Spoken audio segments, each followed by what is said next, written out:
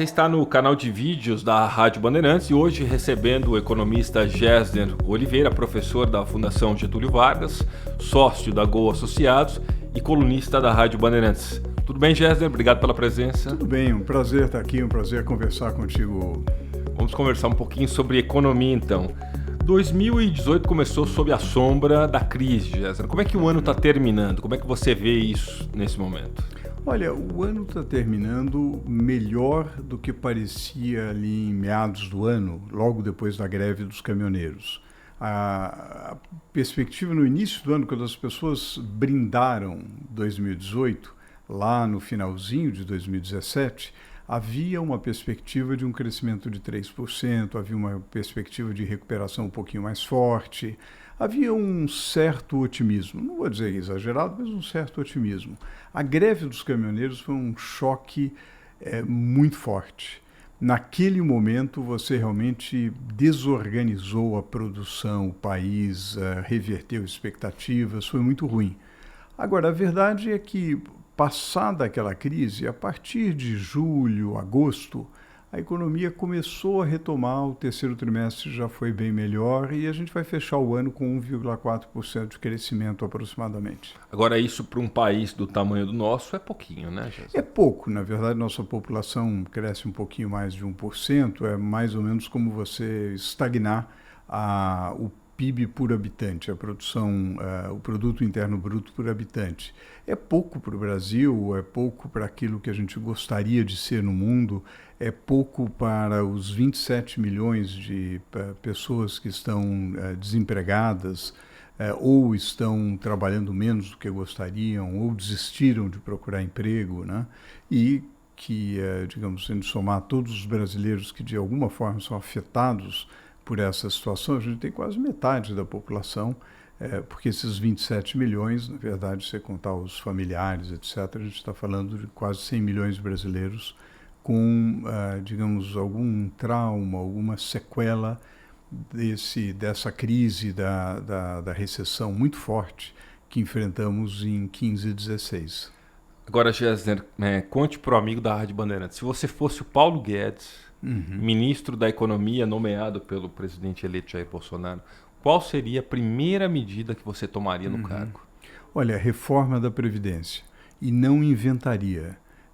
Eu provavelmente orientaria as pessoas, chamaria todos aqueles que elaboraram o projeto de reforma, faria uma atualização à luz dos novos dados, das novas dificuldades das contas públicas, procuraria colocar todo o foco na aprovação dessa reforma e, naturalmente, no futuro aprimoraria, faria inovações, mas não inventaria muito, aproveitaria aquilo que já foi feito. E por que a reforma da Previdência é tão importante? Muitas vezes as pessoas elas olham mais para aquilo que elas acham que vão acabar perdendo de direito, mas não conseguem entender, compreender a razão pela qual a reforma da Previdência é tão importante para o futuro do país e delas também. Olha, uma parcela crescente dos gastos públicos está sendo despendida com os benefícios previdenciários. Os benefícios previdenciários têm crescido a uma taxa entre 6% e 7% ao ano. Como a gente falava há pouco, o PIB não cresce a essa taxa.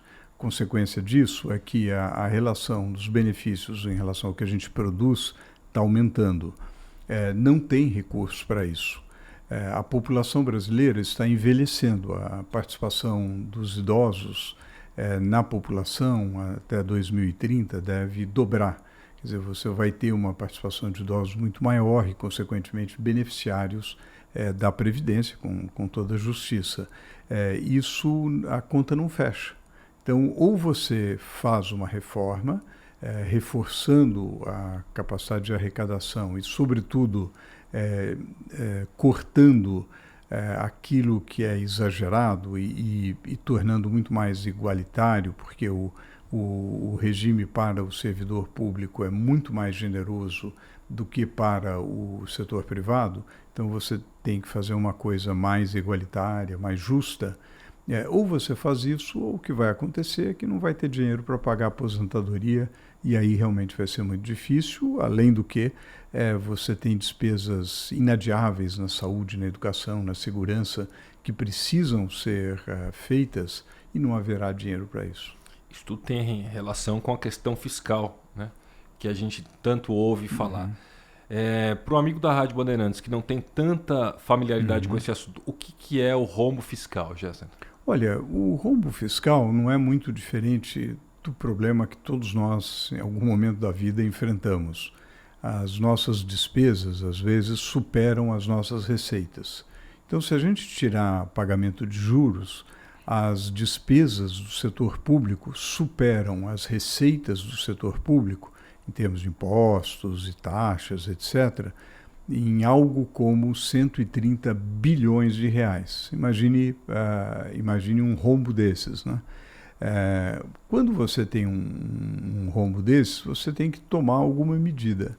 Ou você aumenta imposto, ou você toma dívida, ou você corta gasto, né? Aumentar a dívida mais do que nós já estamos fazendo é muito perigoso e a nossa dívida como proporção daquilo que a gente produz tem aumentado sistematicamente. Em 5 anos aumentou 20 pontos. Então há um limite para isso. Aumentar imposto ninguém aguenta mais.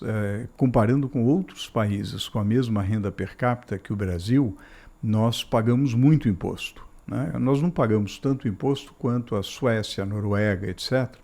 Infelizmente também não temos os serviços da Suécia e da Noruega. Mas comparando com o México, com a Argentina, com o Chile, com vários outros países, digamos, mais comparáveis com o Brasil, a carga tributária brasileira é muito grande e, em particular, muito distorcida. Então, o caminho de cobrar mais imposto é péssimo. Resta o caminho de cortar gasto. Um dos gastos que mais cresce são os benefícios previdenciários. Daí a importância de cortar gasto em geral e, em particular, ver uma nova previdência que permita sustentabilidade. Nós estamos recebendo hoje, no canal de vídeos da Rádio Bandeirantes, o economista Gessner Oliveira, professor da Fundação Getúlio Vargas, sócio da Gol Associados e colunista da Rádio Bandeirantes. Gessner, sempre que há uma mudança de governo, a esperança se renova. Foi assim, né, quando o presidente Fernando Henrique assumiu, quando o presidente Lula assumiu, veio depois a presidente Dilma, o presidente Temer e agora Jair Bolsonaro a partir de 1º de janeiro de 2019. Por que a gente pode acreditar que dessa vez nós vamos conseguir engatar uma segunda, quem sabe uma terceira marcha e sair daquilo que se fala tanto, tal voo de galinha? Olha, eu acho que há uma boa chance do governo Bolsonaro conseguir uma taxa de crescimento, não vou dizer uma taxa de crescimento asiática, exuberante, etc., mas conseguir uma taxa de crescimento razoável e, sobretudo, sem tantas oscilações. Quando a gente verifica o período recente, os últimos 20 anos na economia brasileira, houve muita variação, o que é ruim, né? Você engata e depois você tem que brecar, engata, breca. Isso é péssimo para a economia, para a previsibilidade, para o planejamento da vida das pessoas. Nós temos uma economia com inflação baixa. A inflação hoje é inferior a 4%, inferior à meta estabelecida no regime de metas. As contas externas estão relativamente confortáveis, que para a história brasileira é algo bastante interessante e raro, né? Desde o Brasil colônia até agora, poucas vezes nós tivemos as contas externas tão folgadas, né? Com o volume de reservas internacionais de quase 400 bilhões de dólares. Nós temos uma situação, não há nenhum controle artificial de preços, como teve no cruzado, algo que depois que você remove o controle explodem os preços, etc. Os juros, embora ainda não tenham caído para um nível civilizado, logrou-se uma redução da taxa de juros. Então, você tem uma situação de curtíssimo prazo que permite que a economia use a capacidade ociosa que existe muito. Nós temos mais de 26% da indústria ociosa e você pode aumentar a produção sem pressionar excessivamente os custos. Daí a nossa projeção na Go Associados de um crescimento médio no período 19-22 de 3,4%, que é superior, inclusive, às expectativas do mercado. O mercado é um pouco mais conservador, um pouco mais não, bem mais conservador, estima um crescimento aí, projeta um crescimento da ordem de 2,5%. Eu acho que isso é possível. É claro que ninguém tem uma bola de cristal, mas, digamos, as condições objetivas existem para um crescimento razoável. Agora, Gessner, sem contar os fatores internos que podem atrapalhar, né? Uhum. Como disputas políticas, enfim, há também questões externas, né? O Brasil não é uma ilha. Na sua opinião, na sua visão, quais são os maiores riscos, né, que podem ameaçar uma retomada mais consistente do crescimento a partir do ano que vem? E de que forma o Brasil pode se proteger, se é que é possível se proteger?